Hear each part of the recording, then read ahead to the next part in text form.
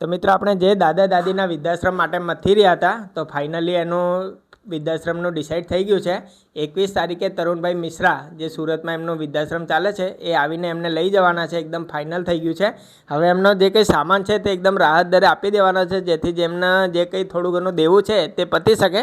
તો એમાં એક પલંગ છે એમનો જે આપી દેવાનો છે એમને, ને એક આ બીજો પલંગ છે તે આપી દેવાનો છે। અંદર બી ઘણી બધી વસ્તુઓ છે જે આપવાની છે। તમે જોઈ શકો છો કે આ ખુરશી છે તે આ ખુરશી બી એમને આપી દેવાની છે। બે આ પેટી છે તે બી આપવાની છે। પીપળા આપી દેવાના છે। તે સિવાય અંદર આ જે કંઈ વાસણો છે તો જે કોઈ વ્યક્તિને રાહત દરે જોઈતા હોય તો આવીને લઈ શકે। કુકર છે, આ આપવાનું છે, આ સગડી છે, એવી બધા ઘણા બધા વાસણ છે, તેમજ ગોદરાને એવી વસ્તુ ફ્રીમાં આપવાના છે। તો જે કોઈ વ્યક્તિ જોઈતી હોય તો સ્ક્રીન પર એમનું એડ્રેસ આપેલું છે, એમનો કોન્ટેક્ટ નંબર આપેલો છે, તો એમને સંપર્ક કરીને આ બધી વસ્તુ લઈ જઈ શકે છે।